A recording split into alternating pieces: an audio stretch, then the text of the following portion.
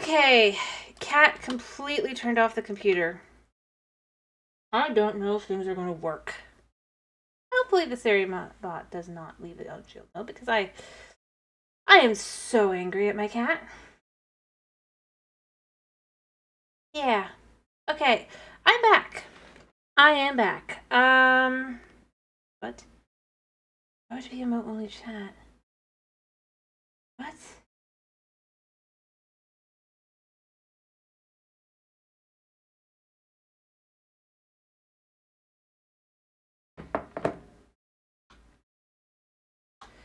Hopefully this isn't being this is stupid. I can't tell anything. I don't even know if things are going to work because he turned he did, I cannot believe my cat. Tell me it's on a mode, but it shouldn't be on a mode only chat. What do you mean it's on? Let's try to fix this. Oh, yeah, I'm back. I don't know if anybody's here.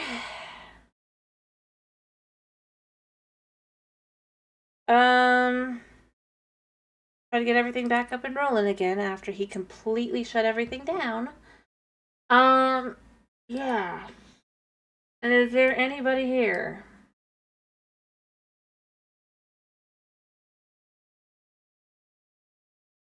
I take it the answer might be no. I'm just gonna quickly put the.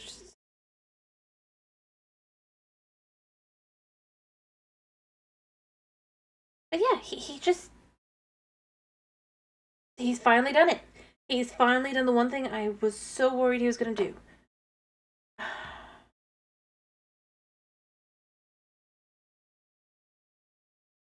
Again, he hasn't done it in so long. And now I'm just gonna stream for another hour that I wasn't going to stream. I was gonna do like 2 or 3 more.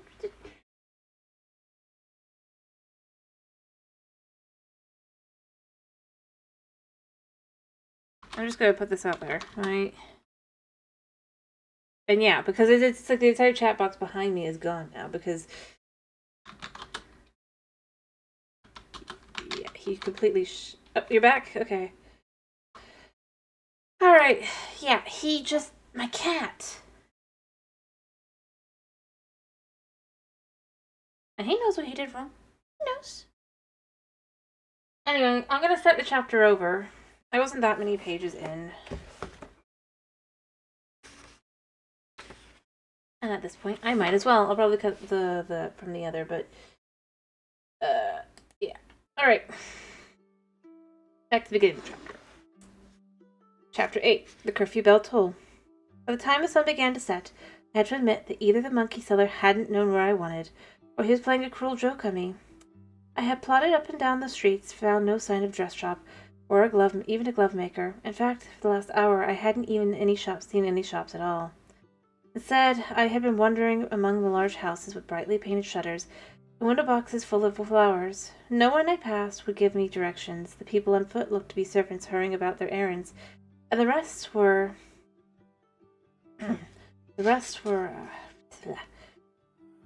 fine ladies and gentlemen riding horses that were closed up in carriages. As the street darkened, lamplighters came along with their torches and lit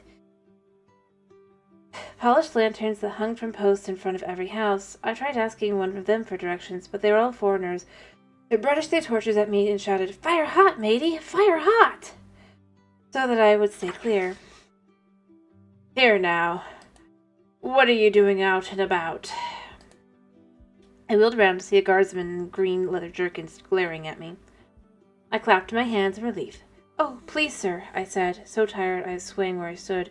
"Would you please direct me to the cloth workers' district?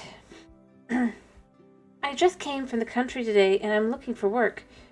"Nearly curfew, girl," the guardsman said in a rough voice. "It's not time to be looking for work. Get on home with you." "I haven't got a home, sir," I began. "Vagrant, are you?" He frowned at me.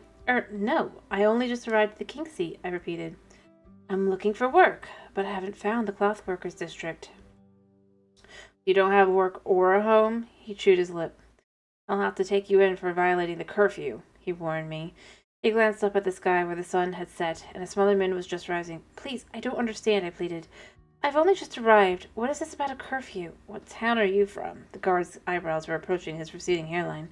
The curfew, girl. The curfew. I looked at him with a blank expression. None of the traders who stopped in Carliff Town had ever said anything about there being a curfew in the king's seat. The curfew till the Crown Prince's wedding. What? I still didn't follow. Can I help? The guard and I both turned to look at a young man who had come up while we had been trying to understand one another. He looked about my age, and some 16 years or so, and was far better dressed than I, in a tunic of fine grey wool and black leather breeches. He had brown eyes and brown hair with streaks of gold in it. Your Highness! The guardsman tapped his fist in his chest in a salute. Another one? The question burst out of me in a squeak before I could stop it, and I stared at the young man in horror. The prince and the guardsman looked at me with amusement and shock respectively. I covered my mouth with both hands, wishing I could take these two words and shake them right back into my mouth. Another one. The prince looked momentarily confused, and then he burst out laughing. Don't tell me you're the maid that faced off with Amalia this afternoon, the one she claims tried to assassinate her dog. My face turned red, and I put my hands on my cheeks. Oh, no. Has the entire city heard that story? I silently cursed the princess and my clumsy feet. I wasn't trying to kill her dog. I swear. Oh, this is too wonderful, the prince said. Did you hear that, Tobin? He looked over his shoulder at someone. From the shadows came a large man, neither I nor the guardsman, judging by his flinch of surprise, had seen. He was huge, taller than any man I had ever met, his shaved head rising even above the prince's, and the prince was quite tall. Blue tattoos ran up and both bare arms and over his scalp, and there was flat gold rings in his ears. He opened his mouth and laughed soundlessly, looking at me with kind blue eyes. This is the person who attacked the Rulani princess. The guard gaped at me. I shall take her into custody at once. He reached toward me. I skipped out of the way. I didn't attack her. She was only... I couldn't say that she was being mean or foolish. She was a princess, after all. It was a misunderstanding. Yes, the prince said, waving his hand. My brother was quite satisfied there was no harm meant. Suddenly bells were chiming all across the city, making me jump. Both the prince and the guardsman looked up at the sky, checking the position of the moons, I guessed. The tattooed man, Tobin, continued to simply stand and watch. It's curfew, your highness, the guard said, a trifle unnecessarily, in my opinion. Indeed it is, the prince said lightly. So I had best escort the young lady to her lodgings. Carry on there, guardsman. And with that, the prince took my elbow and steered me away. I was too numb to protest. I had not thought it possible for more tired and frightened or lonely than I had been, made my weary way to the King's Road at Carliff. But I was wrong. Right this moment, I was so exhausted and terrified and homesick that if I was all I could do to stay on my feet. I don't have lodgings, I mumbled. Yes, I heard. But you're trying to find work in the cloth workers district. I could only nod and blush. He'd heard me pleading with the guard. I was embarrassed, though I wasn't entirely sure why. I'll take you there, or near there. I know someone who has an inn just a few streets over. Why is there a curfew? It was the only one of the many questions buzzing around my head that I could think to ask just now. He looked at me seemingly surprised. You haven't heard? You must be from far away, then. I didn't say anything, so he went on. It's because of Amalia and Miles getting married. A lot of people don't like the idea of him marrying a foreigner, especially one from Rulain. A shrug. Old prejudice run deep. There has been protests and even attacks. Mostly little things. Mud thrown at her carriage. Threats of harm from people who couldn't possibly do anything to a heavily guarded princess. He shrugged again. But as precaution, my father has ordered that everyone stay in it after dark. At least until after the wedding. Oh, I felt I owed him some sort of explanation. Since he was helping me, after all. I'm from Carliff Town, all the way in the south. Or the north, rather. All the way in the north. I barely even heard that the Crown Prince was betrothed. I'm hardly surprised. It was rather sudden. The prince flashed his bodyguard a grim look, which Tobin returned with an eloquent expression, making me realize that he wasn't taking part in the conversation because he was mute. Despite his handicap, it was clear that he shared the prince's distaste for the speed of this controversial marriage. So, I began, thinking of change the subject. Who exactly are you taking me to? Not that I'm not grateful to you, your highness. For all your help, I added hastily. Tobin's older sister runs an inn just outside the clothworkers' district, the prince explained patiently. Ulfred was my nanny when I was a child, and will be happy to help you. Oh, thank you. I looked back at Tobin, who was shadowing us with one hand on the hilt of his sword. And thank you too, Tobin, I told the bodyguard. He raised his eyebrows and nodded curtly. I slowed my steps, though as we passed beneath a brightly burning lamp. But your highness, if I may ask, why are you helping me? He stopped and raised his eyebrows. Why shouldn't I help you? Because, well, I'm nobody. I'm a farm girl from Carliff. You're a prince. Why do you care if I get locked up for vagrancy? The prince looked at me thoughtfully. Had a hard day, huh? I looked down at the blue toes of my slippers peeping out from under my hem. You have no idea, I said softly, thinking of the endless walking, the dust, the raucous laughter of the women who had shaken her broom at me. And then, once before, I had stepped in the princess's dog. No, that's why. Because it is my duty to make up for the harsh treatment you have received thus far, he said, striking a noble pose. Now I raised my eyebrows. He grinned. Actually, I like to walk around at night, and I think the curfew is stupid. And the city jail is no place for a young girl. He stuffed his hands in his pockets. Also, Ulfred makes some fine sausage rolls. And he took a few steps forward. Shall we? I was so tired, I nodded. Tobin's sister was not mute, but neither was she much of a talker. She opened the door after her brother, gave it a few loud knocks, and ushered us inside without saying a word. She had seated us by the remains of the common room fire, stirred the ashes to life again, and brought sausage rolls and tea before I heard her say a thing. Do that, did you? Ulfred said, pointing at the cuffs of my gown. She had a heavy accent, but then, when the looks of her brother's tattoos and earrings, and the strange way of her long, white blonde braids were wrapped around her head, I had figured they weren't from Farival. Your work? She asked. Yes it is. I straightened my skirt to display more of the hem, now rather dusty, that I had also embroidered. And these. I pulled open my bundle and showed her the woven sashes and embroidered kerchiefs. She grunted and nodded. Think you could help her find some work? The prince smiled cheerfully at her. I would hate to have her carted off by the guards for breaking curfew. Again. He winked at me cheekily, and I pulled a face, forgetting for a moment that he was a prince, but treating him as I would my brother Hagen. Then I remembered my place and looked at my sheets thought. There are places, the woman said, nodding her head. I'll take her tomorrow. Her tone was neither encouraging nor discouraging, merely neutral. Excellent, the prince said. The prince put down his mug with a bang, then looked sheepish when his former nanny frowned at him. Well, Tobin and I need to get back to the palace, or father will be sending an army out to find us. I wondered what would be like to be called a man father when everyone else called him your majesty, and to know that if you went missing, he would and could send an army to look at you. Yes, Luca, it is late, his nanny said in a voice almost fond. You need more sleep. I heard his given name for the start. I hadn't even known the name of the prince of my own land. Carliff Town really was far out in the country. I knew that King Haxel and Queen Timea had two sons and a daughter, and that the queen and the young princess had died during the outbreak of the blue fever 10 years ago. But beyond that, I knew only that the crown prince was named Milan, and would one day be Milan the Fourth. And here I was, being rescued from breaking the curfew and given food and lodgings by a kind prince whose name I had never even bothered to learn. I shook my head, trying to clear it of all the strangeness. Is something wrong? Luca got to his feet and stretched, smiling down at me. Not at all, your highness. I popped to my feet as well and curtsied. I still don't know why you're doing this for me, but I want you to know that I truly am grateful. Now Luca blushed. It was my pleasure, matey. Ulfred would have had my hide if she found out that I had seen a fair maiden in need and failed to render it. He shot a playful look at his former nanny, or even an ugly maiden, he added.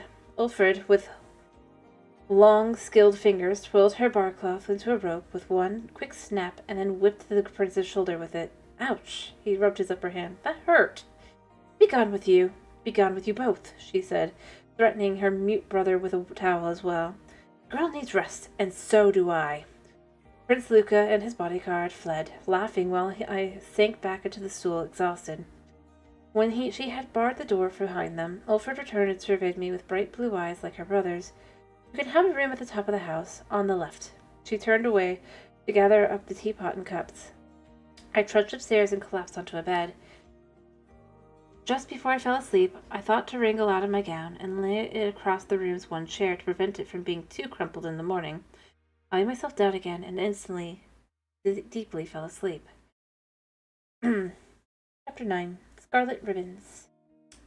The next morning I was too nervous to eat breakfast, even though all I'd had the day before was a couple of peaches I'd brought with me from Shardis's cave and a sausage roll. Instead, I washed as thoroughly as possible in the basin in my room, combed and recombed my yellow hair, and braided it neatly. Ulfred loaned me a clothes brush, and I used it to make my gown as presentable as I could. It was countrified and not new, but it had been laundered just 2 days ago in Shardis's bathing pool, and the embroidery showed off my neat stitches. By mid-morning, I was as ready as I thought I would ever be, and Ulfred agreed in her laconic way. She gave curt orders to the staff, took off her apron, straightened her gown, and off we went. 2 streets over, we encountered a booth selling some badly dyed wool, a girl peddling ribbons from a tray of strolling up and down in front of the booth, as were a number of women with shopping baskets on their arms and overbundled servants trailing behind. It wasn't far from Ulfred's inn, but from where I had met the prince last night, it was a confusing walk through a tangle of side streets. At the 10th time I said a prayer of thanksgiving to the Trinity for sending Prince Luca to take me under his wing. Ulfred marched past the booth and the ribbon seller, and even past the first few shops. I didn't know what she had in mind for me, but her stride was so long and purposeful that it was all I could do to keep up. "But what about that one?" I said, finally gasped, touching her elbow as she marched past yet another shop display, a rack of finely woven sashes in the window. "Common," grunted Ulfred, and strode on. At last, nearly a mile from the inn, she stopped. We were standing in front of a tall, very imposing dress shop. It had a large bay window, but there was nothing displayed in it, unless you counted the beautifully made curtains drawn across the gleaming panes of glass. The women going in and out were the testimony enough to the type of shop that this was. They had bodyguards walking before and footmen scurrying after. Maids carried small dogs on cushions, and young boys in livery held sun canopies over their mistresses' heads the moment they stepped into the open air. My jaw dropped. Was Ulfred mad? Did her foreign upbringing differ so much from mine that she actually thought a shop like this would hire a nobody from the country? It would be much easier to convince a smaller shop that I was a master, but a place like this, impossible. I slumped in despair. Ulfred threw her shoulders back and glared at me until I straightened. Then she took my bundle and kerchiefs and sashes from my arms. I stepped into the shop without looking back to make sure I followed. Startled, I followed. The room was furnished with cushioned chairs and little tables laid with snowy clothes. Pretty maids in embroidered aprons brushed to and fro, plying the customers with refreshments, while other girls in pink dresses and scarlet sashes hurried about with armloads of silks and satins. Ulfred walked through the maze of delicate chairs and gossiping customers without looking right or left. My face flushed with all the conversation stopped, and the finely dressed ladies and their daughters paused to stare at us. Nevertheless, I put my chin up and strolled behind Ulfred, as thought, oh, I did this every day. At the back of the shop there was a long counter of highly polished wood. Beyond it was a pair of drawers that must have led to the back room of the kitchens. Maids went into and with the empty trays and came back laden with delicate cakes and pots of steaming tea, or chilled bottles of wine, and pink-gowned shop girls went through the other to re-emerge weighed down with bolts of cloth and large wooden spools of thread. Presiding over it all, from his position behind the counter, was a stout woman in a deep blue silk, with a wide pink sash. I just blinked for a second. Yeah. When we reached the counter, I saw that, like the princess the day before, and most of the women in the shop today, she wore layers of skirts, and had been kilted up to display the fine embroidery along the hem of each garment. With a critical eye, I inspected the work, and had to admit it was quite fine. I also thought that the style and technique both bore a strong resemblance to the decorating Princess Amalia's gown, and wondered with trepidation if she had her dresses made here. Ah, dear Mistress Ulfred, what have you brought me? The proprietress, with bright black eyes and fat little hands, she clapped in delight, seeing Ulfred. More samples of that and foreign embroidery. Without saying a word, Ulfred laid my bundle on the counter and spread out its contents. She lined up the sashes and smoothed out the handkerchiefs and the 2 squares of linen I had used as samples. The customers were eating at the counter, leaned in closer to have a look. The proprietress eyed the stitches beadily. She fingered the sashes and lifted the 2 samplers up to study each of the stitches more carefully. Amateur's work, she declared with stiff, casting down the handkerchief as she inspected the last. Crude cloth, crude threads, old-fashioned techniques. But the pattern is certainly unusual. She has a good eye for color and form. I bristled at this dismissal of my work. I have embroidered for the Lady of Carliftown, I said in a tight voice. My stitches were skilled enough for her. It was not entirely true. My mother had had me copy exactly the work she had done for the lady, but had not let me work on the actual gown. Still, how would this woman ever find out the truth? Of course they were, the stout woman fired back. She's the Lady of Carliftown. Things are different in the King's Seat. She raked me up and down with her fierce eyes. Mind your tongue, girl. It was for the patterns that I brought her, Ulfred said placidly. And though my outburst had never happened, I've never seen this style of embroidery before, and the knotwork is exceptional. He lifted one of the sashes and showed the proprietress. Where did you copy these patterns from?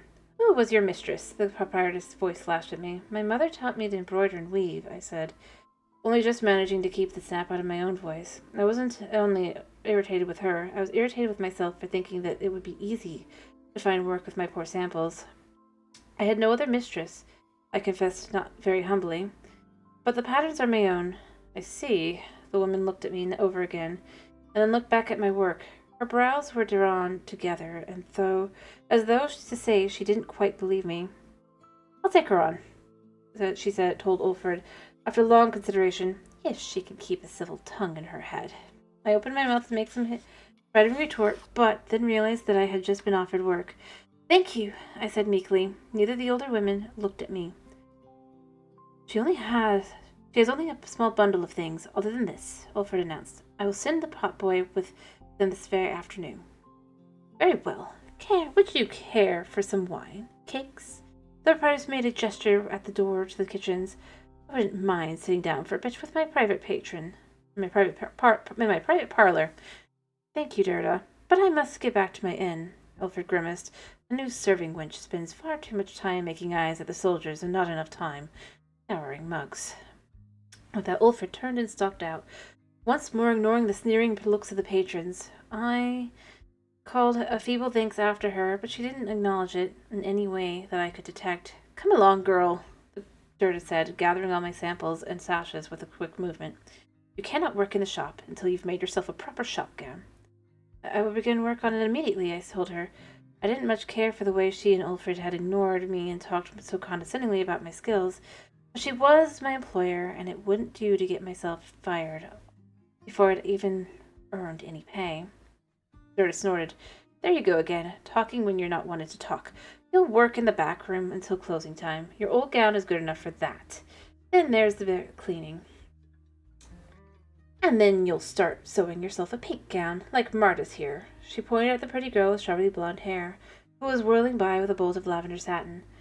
Marta gave me a saucy wink, and I felt a bitter surge of jealousy for the perfect curls and neat city-style gown.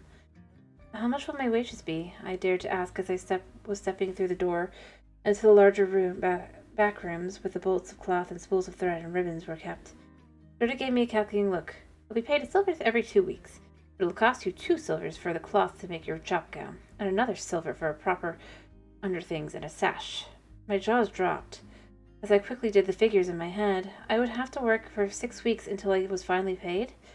And though 2 silvers would have been a respectable sum in Carliftown, I'd heard hawkers calling out prices for things in the streets and knew that in the King's Seat that sum a month would buy precious little. Additionally, you will room and board in the dormitory at the top of the shop, Derda went on. I charge only a copper a week for that. I expect my girls to keep the shop and their living quarters tidy. There'll be no gentleman callers of any kind. I could only stare at her.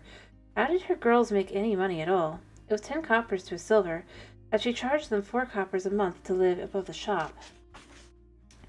Stop gawking that way, country girl, Durda said gruffly. If you don't like the terms, you're welcome to try work elsewhere. I think you'll find that I'm more than kind to my girls, at least compared to some. Now I've customers to attend to. Larkin will show you what to do.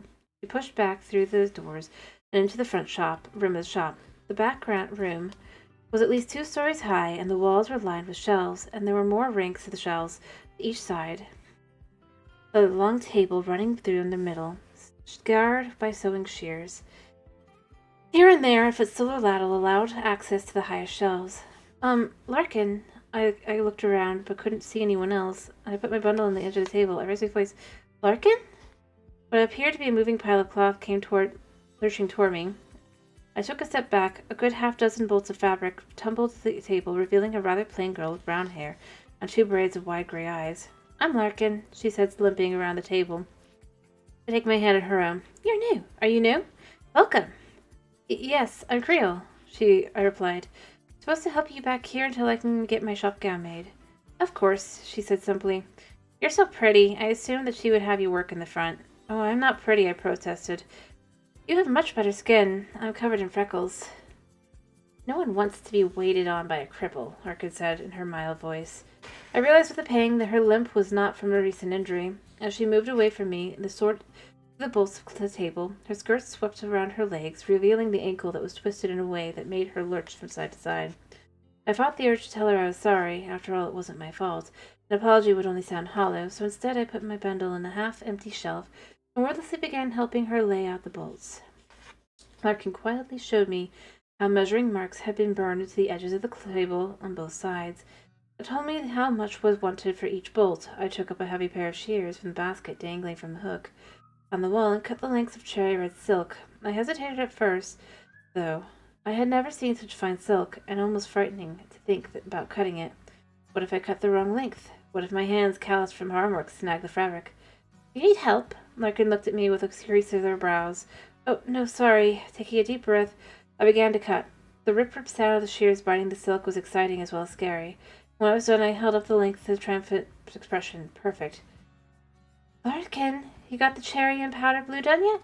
Marta said, the pretty strawberry blonde girl came bustling through the swinging door. Oh, hello. She waved a hand at me. I'm Marta. Are you the new girl?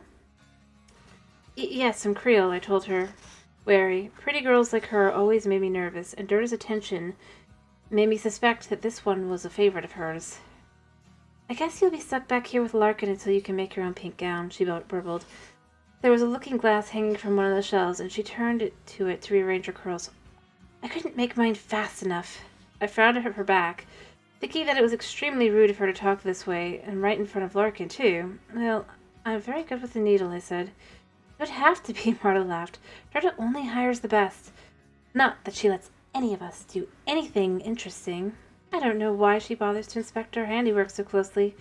I've done nothing but hem underskirts since I've got here last summer, she yawned. Larkin, are you finished or not?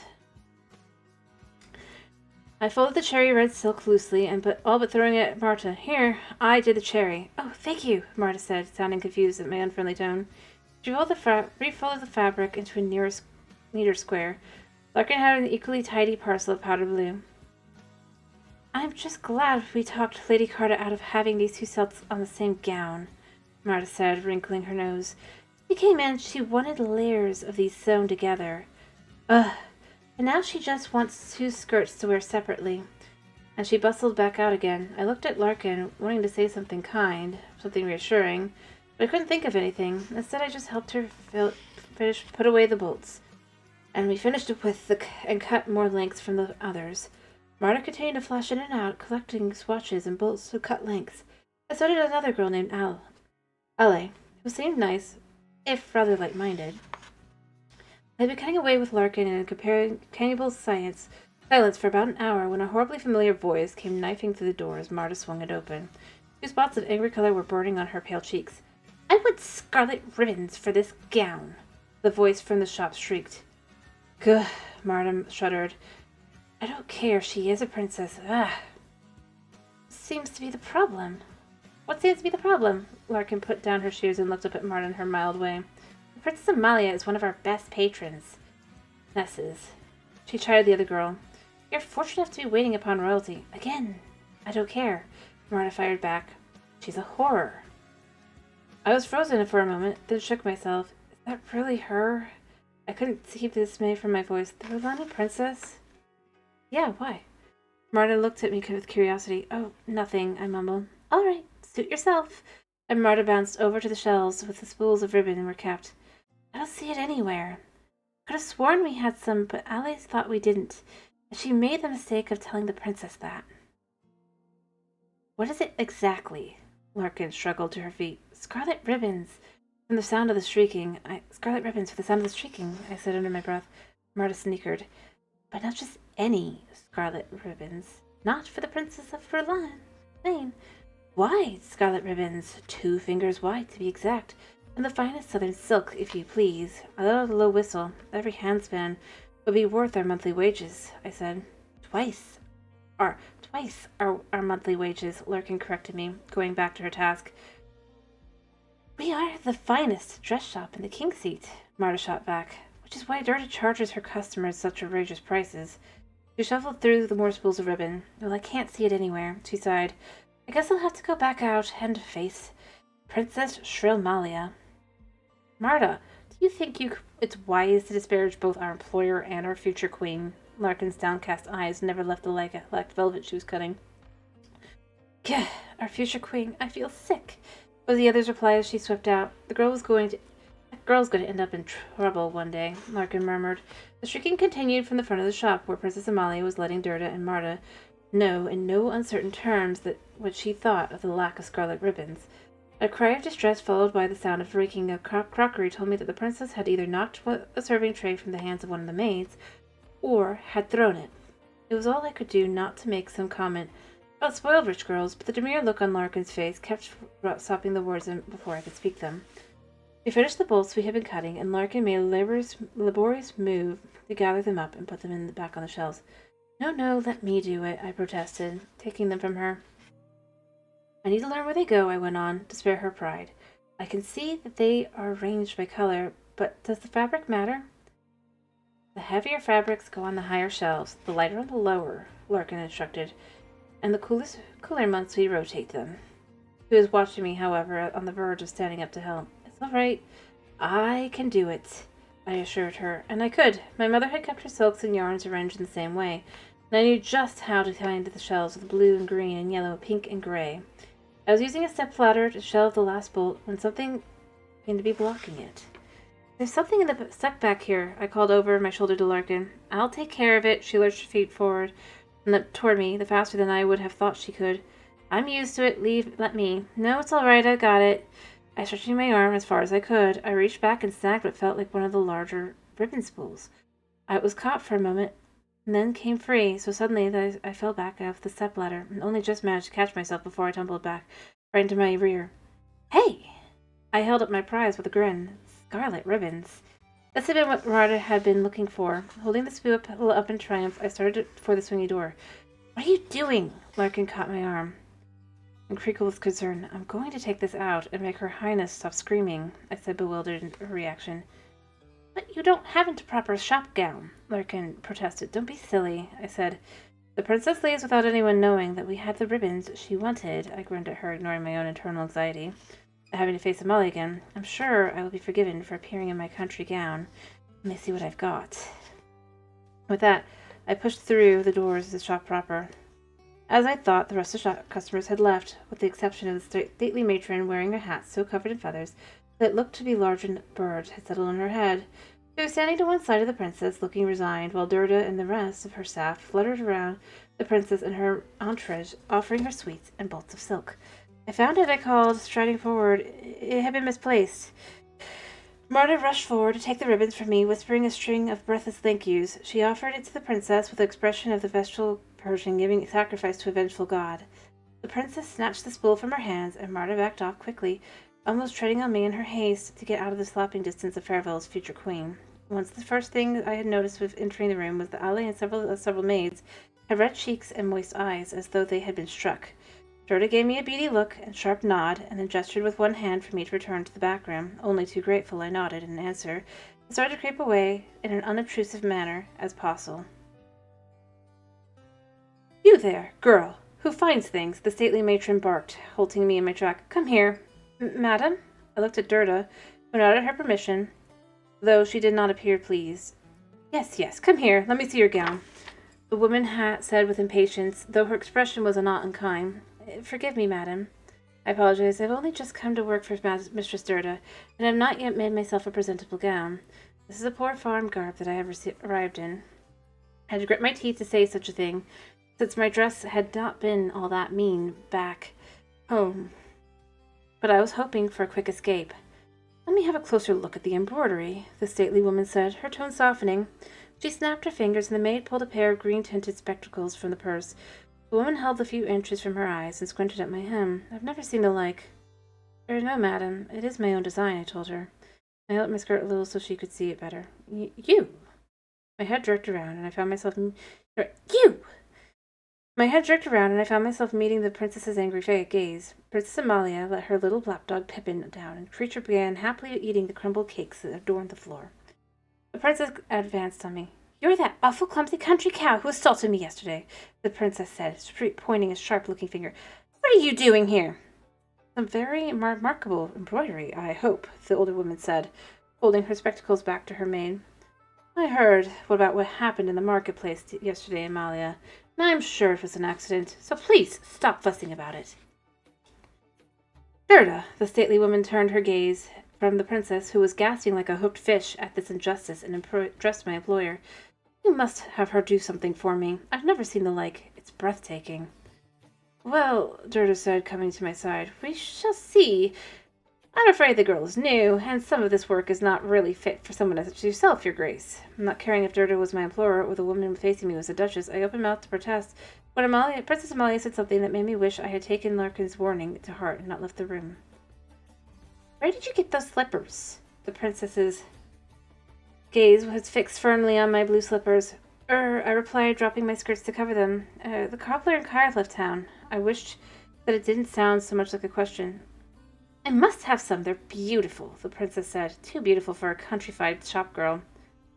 You could send someone to Kyre left town for a pair at once, your highness, a horse-faced woman standing behind the princess spoke up. But first, let's buy the ribbon you wanted and return to the palace. It must be nearly time for you to dress for dinner. She sounded like a nanny, trying to coax a soiled toddler away from a toy. But I want them right now, Amalia said. Give me yours. Princess Amalia, surely you don't want to wear the same shoes as a present girl who's been wearing. The horse-faced lady-in-waiting looked scandalized. I wondered how scandalized she would have been if I'd slapped her and then her rude mistress. Maybe not, the girl princess said, never taking her eyes off me. Maybe I just don't think it's fair for a peasant girl to be wearing such fine slippers. You have dozens and dozens upon dozens of slippers, the lady-in-waiting protested. None like those, Princess Amalia said maliciously. Really, Amalia, this is childish, the Duchess said, shaking her head in disgust. You deprived every person whose shoes you like of their footwear. Half the king's seat would go barefoot. Let's buy those ribbons and return to the palace. She gave her attention to Gerda once more. I don't know what you mean, that it isn't good enough for me, Gerda. If I like the girl's handiwork, then it clearly is good enough. Now, after you made up that gray silk gown, let this girl embroider the panels. Oh, sorry, bye, Thomas. I'm going to finish this up really quickly, and I'm probably going to finish here, by the way, guys. Now, I want something like this. She waved her hand at my gown. All in shades of blue. This will go well with enough of the gray, don't you think? Realizing she had actually asked my opinion, I shook myself out of my stupor. Very well, your grace. It had taken me a moment to think of a proper way to address the Duchess. Fortunately, my silly aunt's even sillier romantic tales were a good resource for such things. I would be pleased to do it, your grace, I added. Excellent, Amalia. The Duchess studied the princess and then sighed when it appeared the Princess Amalia was ignoring all of us until she got her way.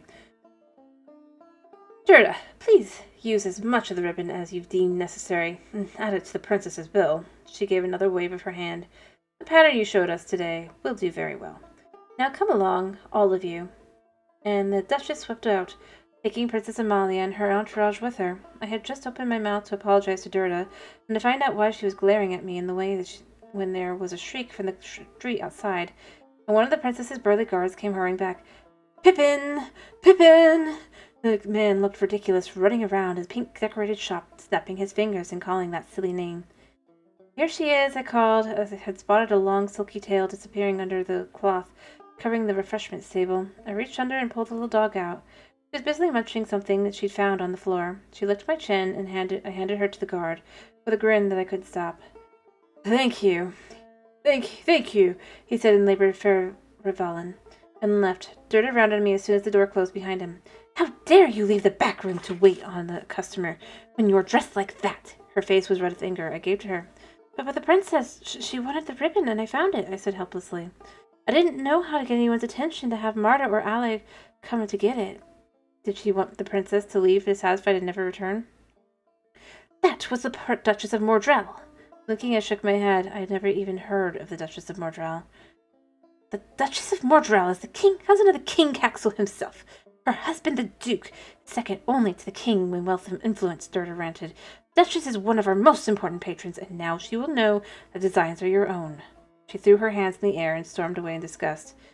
Get back to the back room where you belong, girl, she shouted over her shoulder. I was doing a favor for Ulfred by kicking you in, but by the Trinity, I will take the favor back if I have to. I stood staring back at her as she lifted a discreet curtain and disappeared into some unknown quarter of the store. Ale gave me a scandalized look and began to clear up the mess the princess had left. My hands clenched in my skirts, and I started to stomp back to the back room when a hand on my elbow stopped me. She wanted to claim that the designs were her own, Marta whispered. She always does. Says it's her right to her employer. Sewing embroidered ribbons around the necklines of the gowns was my idea, and the kilted layered skirts they're all the rage now? A local fashion where Ale is from. Ale shot a terrified glance at Marta and moved farther away as though not wanting to be tainted by association if Durda came back. Why don't you open your own dress shop then? I asked, also keeping my voice low. My body was turning hot and cold, and I wished with all my heart I was back in Shardus's cave. A shop? With what money? Marta snorted at the idea. I couldn't afford the rent of the shop, and it would take years to build up the clientele. She shook her head. The only hope for country girls like us is to keep our heads down and work for someone like Durda and hope that we save up enough money to go into business on our own before we're too old to care. You could go to the merchant's ball, Ale put in shyly, and then scurried back into the back room with an armload of cloth. Is it true that even an apprentice can go to the merchant's ball? I picked up the spool of scarlet ribbon and another of gray. Marta followed her arms with balls of embroidery yarn. My mother had told me that she had once thought of attending before she married.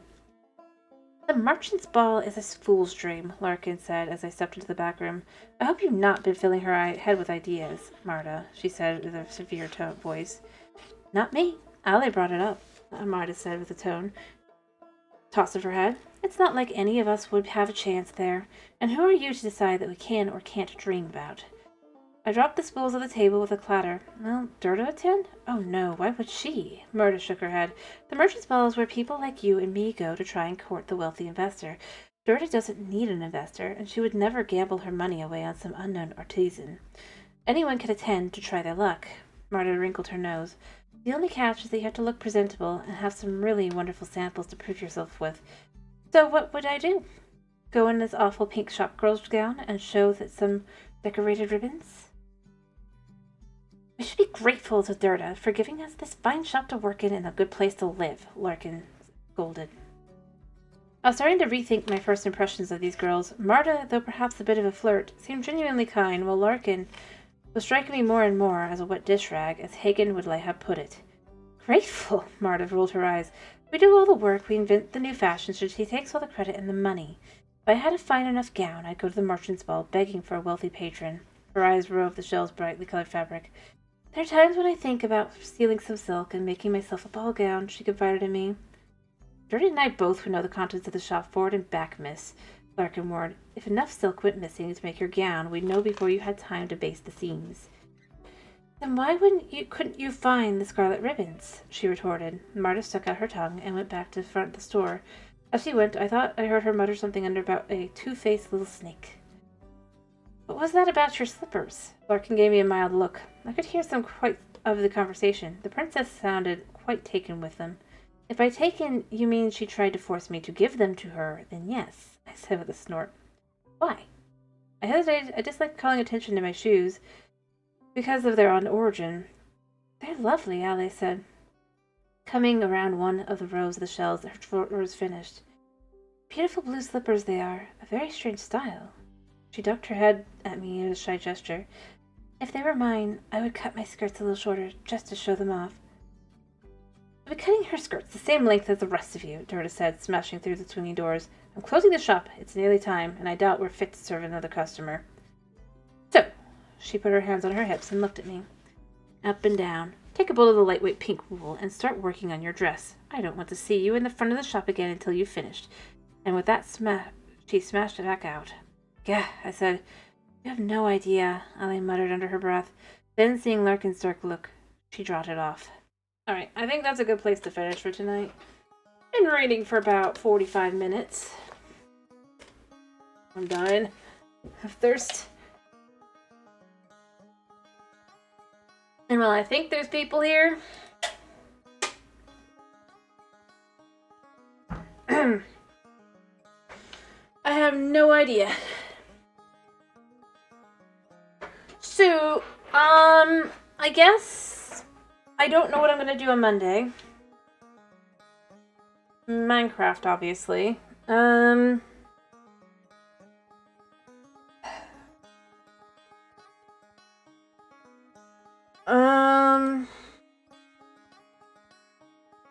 I'd give it a few more minutes, but like, I really do have to.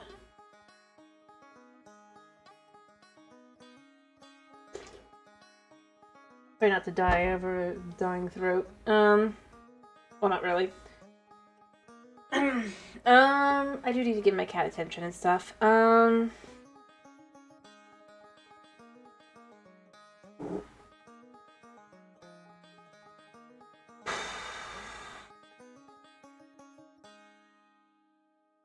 I suppose it depends. Because is there anybody here or paying attention? So I know Thomas left. I'm sorry I didn't answer. I was trying to finish the chapter.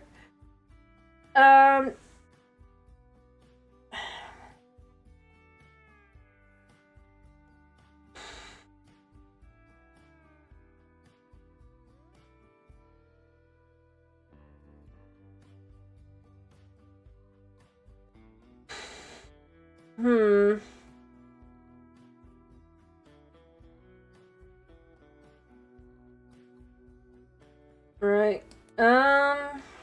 I guess not. I guess I'll just pick something random. Or, well, it'll be Minecraft. Or I'll just ask what people want on, like, Sunday or whatever. We'll see. Either way, yeah.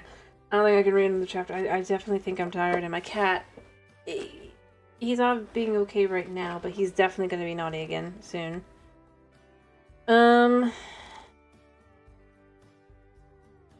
Although I suppose I could read one more chapter, maybe, but I don't think there's anyone here, so... Or listening. So... Could be wrong. Could be wrong.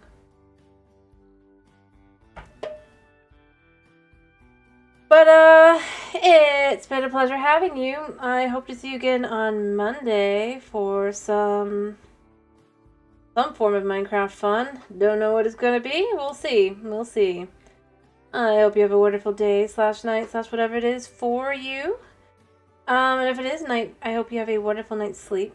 Sorry I'm finishing like this, but, yeah.